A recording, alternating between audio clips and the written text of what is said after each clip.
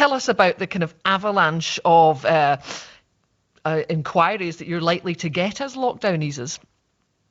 Yeah, well, ultimately, our survey with our members has been highlighting that really the last period during COVID-19 has been it's been busy in the way they've been dealing with crisis, but in relation to sort of ongoing referrals, they haven't been coming through, and that's really no surprise when you think a lockdown and schools being closed, nurseries being closed, centres, and even other community facilities. So what we're expecting when things resume to a so-called normal is we're expecting our social workers to be inundated with referrals and also in nature of child protection and safeguarding, and we're just waiting for that to happen.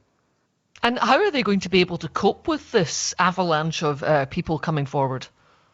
Well, I think initially that our previous research highlighted that there was already a lack of sort of funding for social work in a crisis in the recruitment. So building on that, it's a real concern because already that our recent survey has suggested that in Scotland anyway, a third of our social work members are now considering actually leaving the profession once this is all over. So if you combine that with the potential workload, I think the gaps have got to be filled, and they can only be filled by local authorities in Scotland recruiting maybe agency staff or using non-qualified staff to fill gaps. How well supported have social workers been throughout the lockdown? Well, it has varied, vary from a variety of teams. There's teams that have been doing it really well, but ultimately a lot of our members have been left to get on with it. In the initial stages with the lack of PPE, there was concerns around obviously social workers going in for child protection visits, ultimately having not risk assessed it and sort of going into an environment they didn't know. We had social workers carrying their own scarves to cover their faces. We had social workers with flasks so they could wash their hands. And to add to that, obviously dealing with the impact of sort of dealing with the elderly and the sick, and even witnessing sort of deaths among service users, is taking its toll on the mental ability of our members. And how worried are you about all the vulnerable people that you've not been able to get to?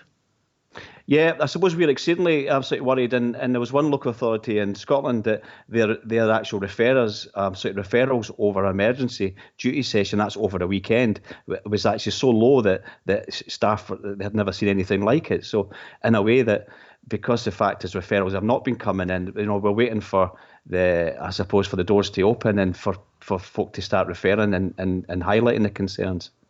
I suppose things are beginning to get back to some kind of normality. What kind of access do you have at the moment, for example, to vulnerable children?